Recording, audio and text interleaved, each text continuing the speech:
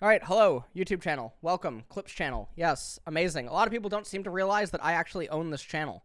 Yeah, a lot of people seem confused. They think that it's fan-made or something, but no, it's actually my channel. Anyways, I can't see the changes. They are on my screen. I'm blind to my right eye. Totally fine. I'm gonna click enhance, and we're gonna go over the changes. Great.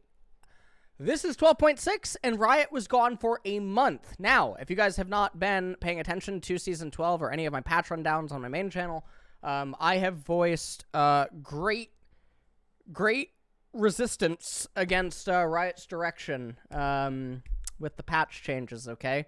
I detest pretty much the entire direction that they've been going and the way that they've been approaching balance and everything. So, the game fucking sucks right now in terms of creativity, but interestingly enough, I do not think that that is a byproduct of bad balancing. Now, hold on, asterisks. Riot has done a really good job at making the game be very balanced. I think a lot of champions right now, barring a few, are actually viable in the right settings, depending on how, like, you would draft and all this other stuff. Solo queue is never going to ever be balanced, and that's just something that people have to understand, mostly because, you know, at various MMRs and stuff, players have all different types of skill sets, and when you have certain skill sets, certain champions become better, and when you don't have certain skill sets, champions become worse. So, that's just something that we gotta accept. So, at the highest end, which is what I'm referring to, obviously, I do think that the mass majority of champions in the game are actually viable, but that is not reflected in pro play. I do think that there is a small amount of champions that can actually be balanced. However, in light of what is happening with pro play, clearly pro players do not believe this to be the case. So, I think champions should be healthfully, is that a word? Nudged more into pro play. So, let's jump in. All right, Azir, health per level, 92. Wait, let me just make sure that my cam doesn't really go over anything. Okay, cool. Okay, Azir, health per level, 92 to 105. I mean, that's actually kind of big. I mean, he actually gets a ruby. He gets like a ruby crystal for free at level 10. It's kind of nice. It's pretty big. I mean, he's tankier, which makes him harder to dive, and Azir's really good against dive and like mid-range team comp, so that is actually pretty helpful. Darius, our base damage is up by 25, 75 actually at rank 3. I mean, this is not what's gating Darius from coming back at all whatsoever. I mean, 25 damage, usually Darius is probably like overkilling you in most cases, and his R cast is not about the base damage itself, right? It's about like his combo that he's doing to you. It's more so tied into that. So 25 damage buff to level 1. What does 25 HP really equate to inside of early lane at like level 6? Maybe half an auto or a little bit of an extra bleed or something like that. So in 100 games, does this even actually equate to an extra solo kill? And if it does, within that 100 games, does that really buff Darius's win rate or something? Maybe this is like 0.5% win rate buff or something. And maybe 1 in 200 games, this actually plays enough of a large part or something to buff him. I don't know. Jax, base health is up. Okay, it's up by 22, so it's like an auto attack at level 1. And then W base damage 40 to 108. Well, actually a little bit less than an auto at level 1. W base damage 40 to 180 to 50 to 190. He just gets a little bit of extra damage. So Jax has... So Jax really likes to joust. And the reason that Jax likes to joust is because most of the champions that he goes up against, Jax's leap strike and then follow-up burst is quicker than any damage they can reciprocate, or they are reliant on auto-attacking back to try to kill Jax, and obviously they can't. So Jax likes to trade early, and having, you know, about half an auto worth of HP extra, as well as, you know, 1/4 of an auto attack extra damage tied into his W, it actually does make his lethals actually go up in early laning, so that's fine. Nidalee, W pushback, mana cost 40 to 60 to 30 to 50. W pounce, AoE radius, 225. Primal Surge, cast range, 600 to 900. Primal Surge, mana cost 50 to 90. Okay, so This is only a buff for, like, low MMR. Well, let's just be honest here. If anything, this probably buffs top Nidalee more than it ever buffs jungle Nidalee. Jungle Nidalee does not need mana assistance. And the pounce AoE radius, I get, like, this is all luxury. It's all luxury. It helps out low MMR Nidalees more than anything, and then obviously top. That was it for buffs. That was it for buffs, by the way. That was actually, wow. Wow! Champion nerfs. Q, base damage on Hecarim, 60 to 280, 85% bonus to 60 to 180, 85% bonus. So they're hurting the tank variation of Hecarim. E, min max damage, 3 to 110 to 55, plus 55, 6 to 6 to 1, okay, to 30 to 90, plus 55.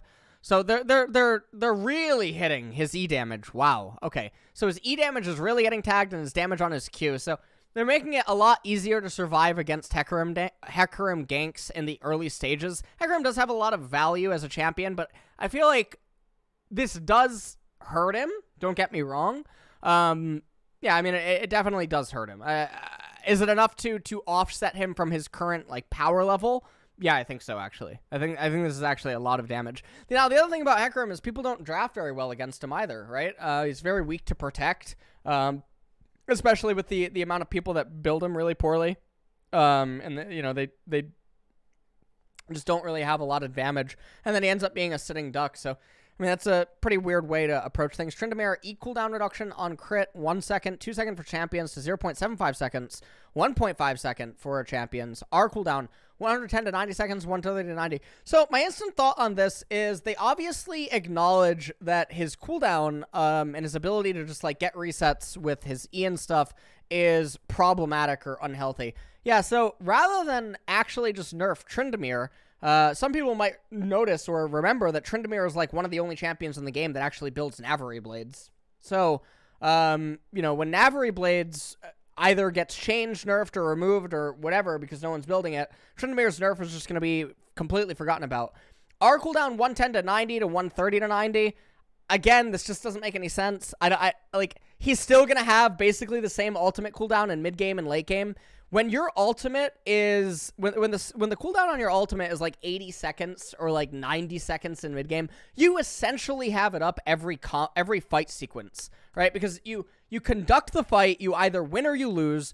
Then you spend 8.5 seconds recalling, and then you spend, 10 seconds regening back up to full, or maybe a little bit less, and then you spend another, 20, 30 X seconds running back out onto the map, and then, generally you're going to farm a wave or two, because you got to fix the waves at that point, and then, you're going to wait another 30 seconds for another wave, and then what? Then you're 20 seconds off and all, or 25, 30 seconds. It doesn't really do anything. So the fact that his ultimate is the same rank late game and it's probably very similar in mid game, it doesn't do anything because in early laning phase, it's not like he's immediately casting it off cooldown every single time. And a 20-second difference is not going to change that. So the one of the things that obviously some people in chat are mentioning right now is that people don't level his R until he's later on anyway. And so maybe this is Riot's, idea here is that he's just not going to level R. So this is a thing. But obviously, eventually he will have his points in R. He can just take 1 point in R. It's not going to be the end of the world. He can take 1 point in R, and then all that does is it means that 1 point is removed from Q or E. And that's obviously one of the things that Tryndamere will probably end up doing in order to balance this out. I think it would have been a lot better as a means to totally remove this as a possibility to make his ultimate.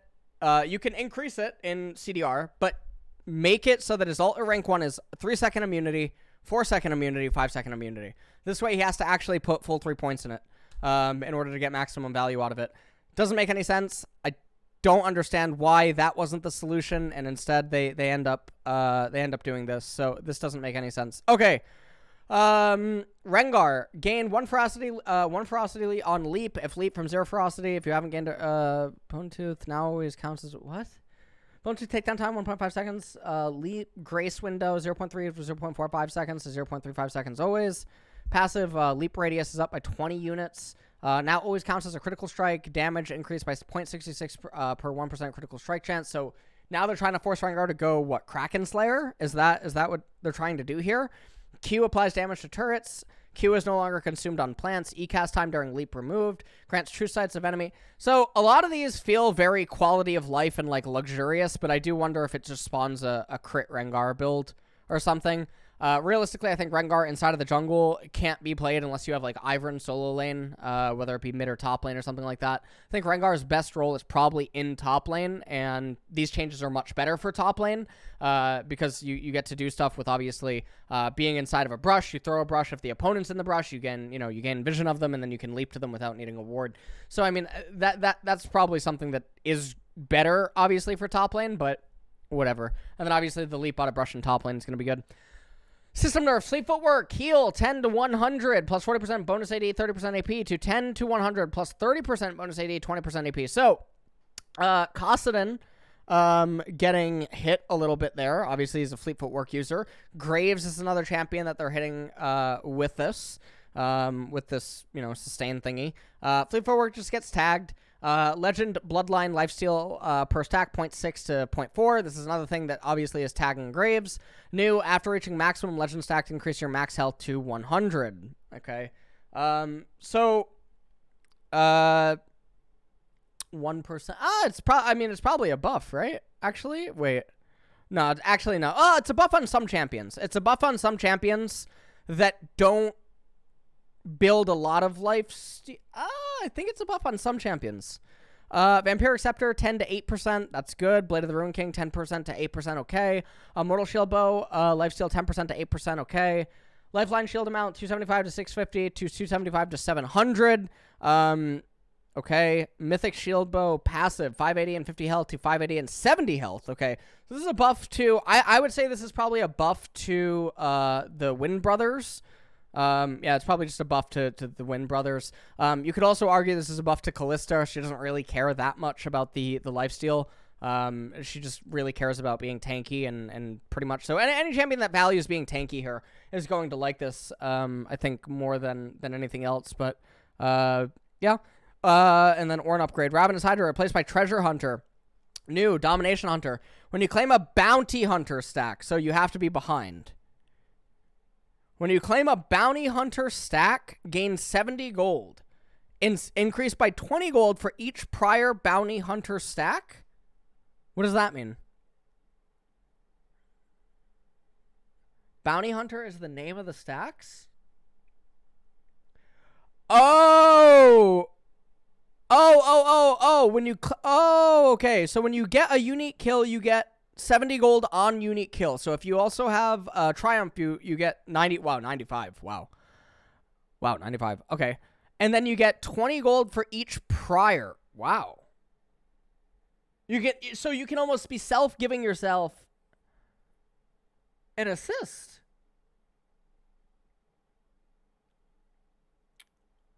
Wow. That's really good.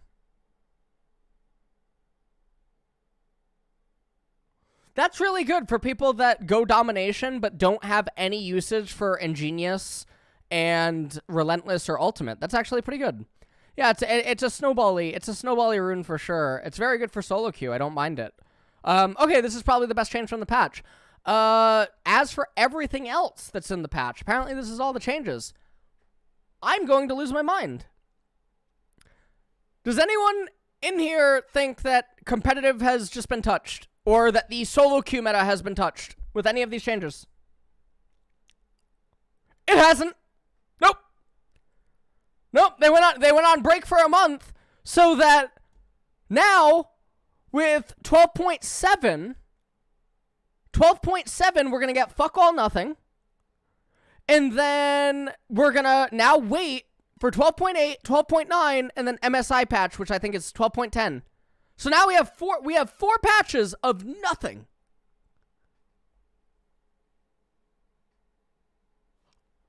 Dude, I want to scream. I actually just want to scream, man. What happened to this game?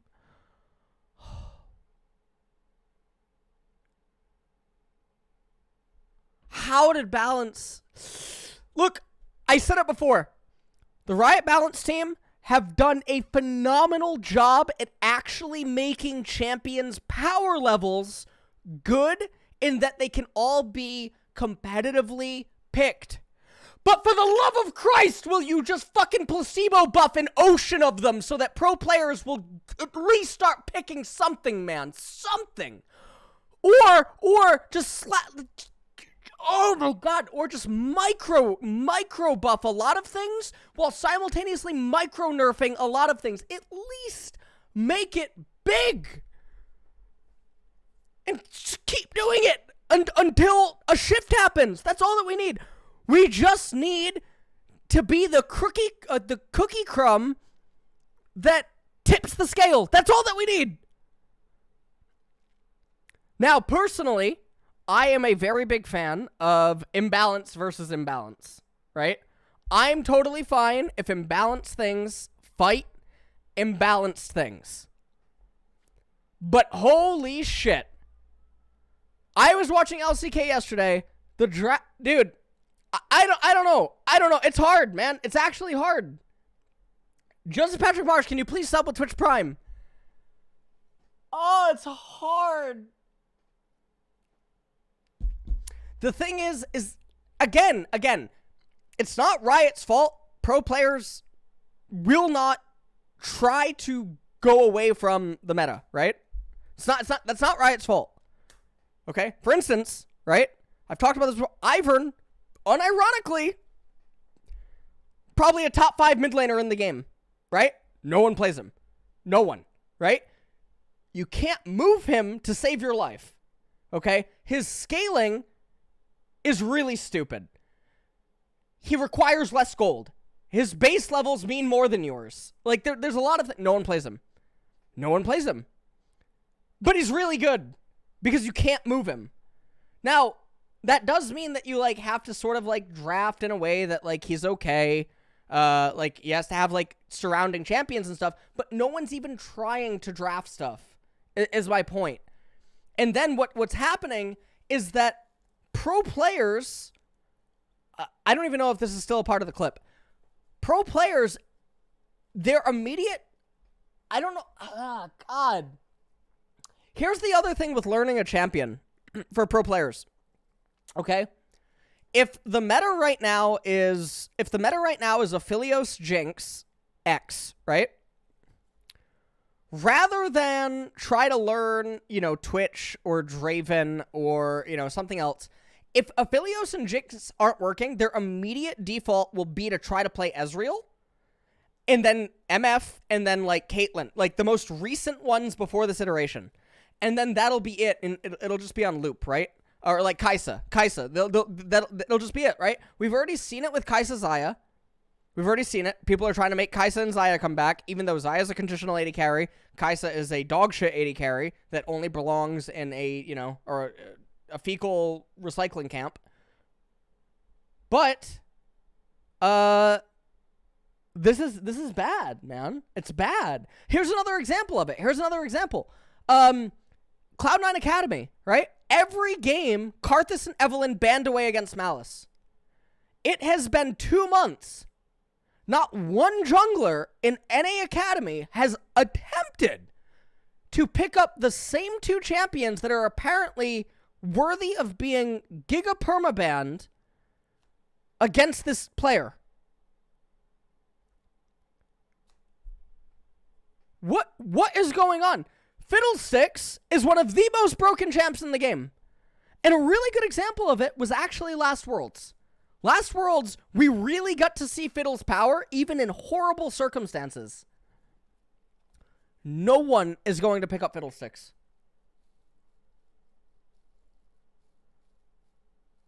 It is the craziest thing in the world right now. No one is picking up Shyvana. Malice is like one of the best examples of this, man. Malice is one of the best examples. Now, you notice one of the champions that they started playing that Malice was playing, right? It was Udyr. Why? Because they played Udyr before. Now, what's another one of the champions that I would argue that Malice really was a primary reason in NA behind it? Hecarim. Well, everyone played Hecarim before. So we're going to start playing Hecarim because we've already played him before. Tryndamere, broken as shit last year. We were playing it in scrims versus LCK Academy teams. Graves, broken as shit. We were flexing it 4 roles last year in LCK Academy scrims, shitting on people with it. Mid, top, AD. You guys remember the story that I joked about with Sella on stream? The mid laner and the top laner asked Sella that they wanted to practice Graves, and Sella said they can't because Graves isn't meta.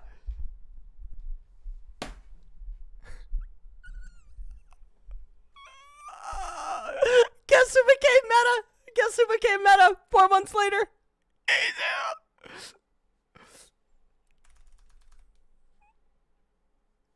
E2. Guess who became meta? E2. Not meta. So, guess what other champion that we were picking in scrims all the time?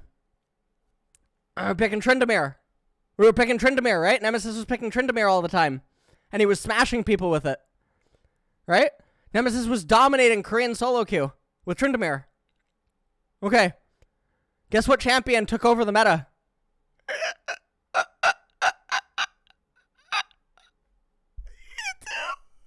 Nice. Tryndamere again, didn't he? That's weird. That's really weird.